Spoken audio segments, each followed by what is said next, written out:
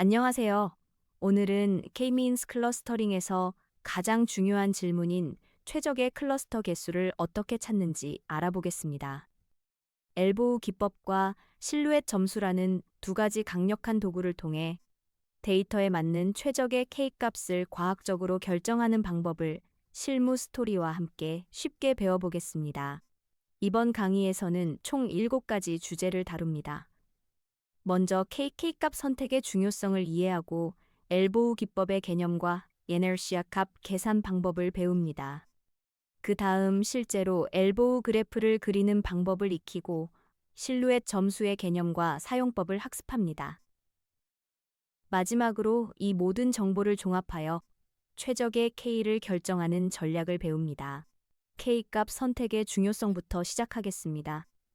K-means 클러스터링에서 K값은 대를 몇 개의 그룹으로 나눌지 결정하는 핵심 파라미터입니다. 이것은 마치 학급 학생들을 몇 개의 모둠으로 나눌지 정하는 것과 같습니다. K값이 너무 작으면 서로 다른 특성들이 하나로 뭉개져 버리고 너무 크면 그룹이 세분화되어 해석이 어려워집니다. 따라서 적절한 K값을 찾는 것은 단순히 숫자를 입력하는 것이 아니라 과학적 방법이 필요한 중요한 의사결정입니다. 기본 K-means 클러스터링 코드를 살펴보겠습니다. 스클라른의 K-means 클래스를 사용하여 고객 데이터를 3개 그룹으로 나누는 예제입니다.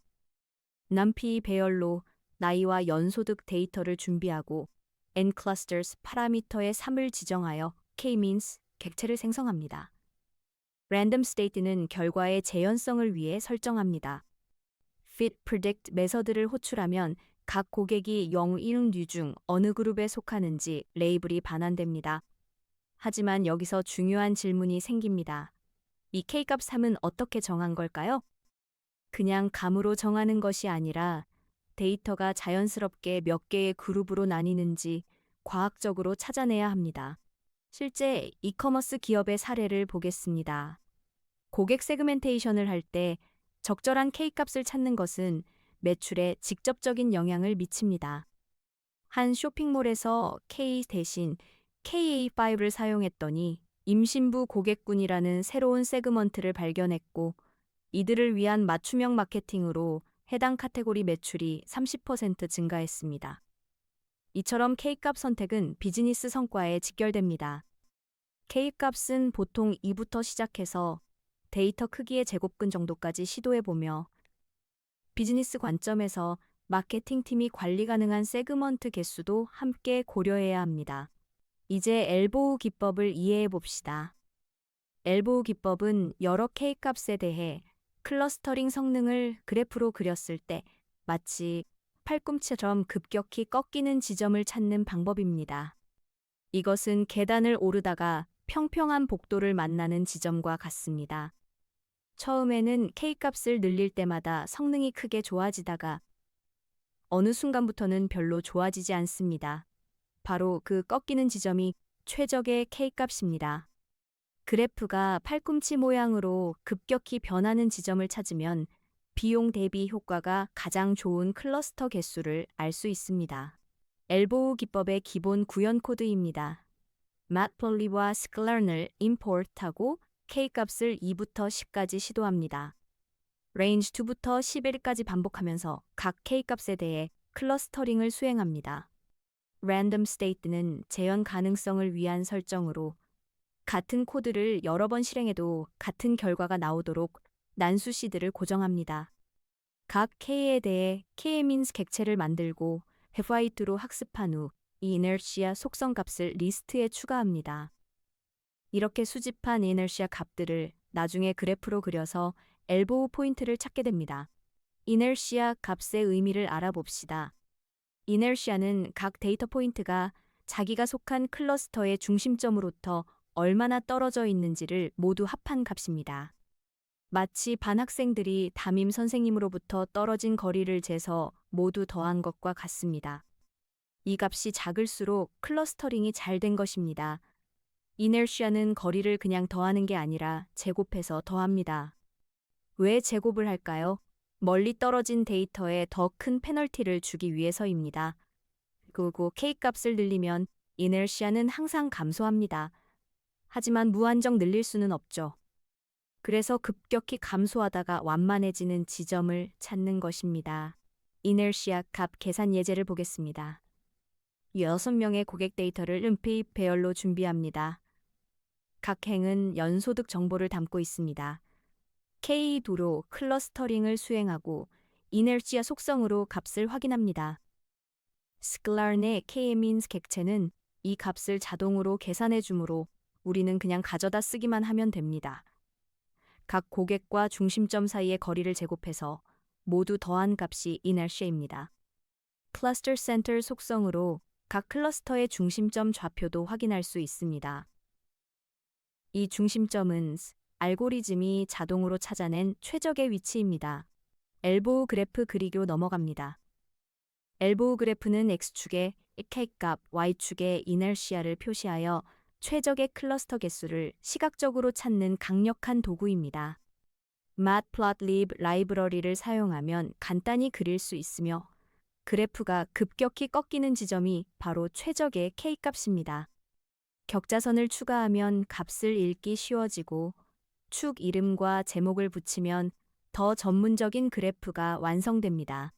엘보우 그래프 완성 코드를 살펴보겠습니다. 먼저 100개의 랜덤 데이터를 생성하여 테스트 데이터를 준비합니다. KB부터 10까지 시도하면서 각각의 이너시아 값을 수집합니다. 그 다음 matplotlib로 그래프를 그립니다. 피구르로 그래프 크기를 설정하고 플러트로 K값과 이너시아를 파란색 동그라미 마커와 선으로 표시합니다. S레이블과 이라벨로 축 이름을 붙이고 타이틀로 제목을 추가합니다. 그리드를 true로 설정하면 격자선이 표시되어 값을 읽기 쉬워집니다. show를 호출하면 화면에 그래프가 나타나며 급격히 꺾이는 지점을 육안으로 확인할 수 있습니다. 이제 실루엣 점수 개념을 배워봅시다. 실루엣 점수는 각 데이터가 자기 클러스터에 얼마나 잘 속해 있는지를 1부터 1 사이의 값으로 나타냅니다. 이것은 마치 학생이 자기 반에 얼마나 잘 어울리는지 점수로 매기는 것과 같습니다. 1에 가까울수록 클러스터링이 잘 된 것입니다. 실루엣 점수는 응집도와 분리도를 함께 측정합니다. 자기 클러스터와 가까운지뿐만 아니라 다른 클러스터와는 멀리 떨어져 있는지도 함께 고려합니다. 점수가 0.7에서 1.0이면 매우 좋고 0.5에서 0.7이면 괜찮으며 0.25 미만이면 클러스터링이 부적절하다고 판단합니다. 실루엣 점수 기본 사용 코드입니다. 스클라른의 매트릭스 모듈에서 silhouette score 함수를 임포트합니다. 6명의 고객 데이터로 K2 클러스터링을 수행하고 fit predict 메서드로 레이블을 받습니다. 그 다음 silhouette score 함수에 데이터와 레이블을 전달하여 평균 실루엣 점수를 계산합니다. 이 함수는 내부적으로 각 데이터에 대해 같은 클러스터와의 평균 거리와 가장 가까운 다른 클러스터와의 평균 거리를 계산한 후 공식으로 점수를 매깁니다. 출력 예시인 0.657은 합리적인 클러스터링을 의미합니다. 실루엣 점수의 계산 원리를 자세히 봅시다. 실루엣 점수는 각 데이터에 대해 두 가지를 측정합니다. 첫째는 같은 클러스터 내 다른 데이터들과의 평균 거리인 A값입니다. 둘째는 가장 가까운 다른 클러스터의 데이터들과의 평균 거리인 B값입니다. 그리고 점수는 B에서 A를 뺀 값을 A와 B 중 큰 값으로 나눈 것입니다. A가 작고 B가 크면, 즉 자기 클러스터와는 가깝고 다른 클러스터와는 멀면 점수가 1에 가까워집니다. 이너시아는 클러스터 내부의 응집도만 보지만 실루엣 점수는 응집도와 분리도를 함께 고려하여 더 정확한 평가가 가능합니다. 여러 K값에 대한 실루엣 점수를 계산하는 코드입니다. 200개의 랜덤 데이터를 생성하고 K힙부터 10까지 시도하면서 각각의 실루엣 점수를 계산합니다. for 반복문 안에서 K-means로 클러스터링을 수행하고 fit predict로 레이블을 받습니다. 다음 silhouette score 함수로 점수를 계산하여 리스트에 추가합니다. 각 K값에 대한 점수를 출력하면서 비교할 수 있습니다. 마지막으로 맥 함수와 인덱스 메서드를 사용하여 최고 점수를 보이는 K값을 자동으로 찾습니다. 실루엣 점수는 이너시아보다 계산이 오래 걸리므로 데이터가 아주 크면 시간이 소요될 수 있습니다. 최적 K 결정 전략을 알아봅시다. 최적의 K값은 엘보우 그래프, 실루엣 점수, 비즈니스 요구 사항을 종합적으로 고려해서 결정합니다. 단일 지표만 보고 결정하면 안 됩니다. 마치 건강검진을 할 때 혈압만 보고 건강 상태를 판단하지 않는 것처럼 클러스터링도 여러 각도에서 봐야 합니다. 먼저 엘보우 그래프에서 꺾임을 확인하고 실루엣 점수가 0.5 이상인지 확인합니다. 그리고 비즈니스 팀과 논의하여 관리 가능한 세그먼트 개수인지도 검토해야 합니다. 종합 분석을 위한 코드를 보겠습니다. 두 개의 빈 리스트를 준비하여 각 K값에 대해 이너시아와 실루엣 스코어를 동시에 계산합니다. 200개의 랜덤 데이터로 K2부터 10까지 시도하면서 하나의 반복문 안에서 두 지표를 모두 수집하면 효율적입니다. means inertia 값을 가져오고 silhouette score 함수로 실루엣 점수를 계산합니다. 이렇게 수집한 데이터를 나란히 비교하면 더 확실한 판단이 가능합니다. 두 지표가 같은 K를 가리키면 확신을 가지고 선택할 수 있습니다. 마지막으로 실루엣 점수 기준 최적 K를 출력합니다. 의사결정 체크리스트를 확인해 봅시다. 최 K를 결정할 때 확인해야 할 항목들을 정리했습니다. 먼저 엘보우 그래프에서 꺾임을 확인하고 실루엣 점수가 0.5 이상인지 확인합니다. 비즈니스 팀과 관리 가능성을 논의하고 각 클러스터에 의미 있는 이름을 부여할 수 있는지 검토합니다. 여러 랜덤 스테이트에서 안정적인 결과가 나오는지 테스트하고 데이터 크기 대비 적절한 K인지 판단합니다.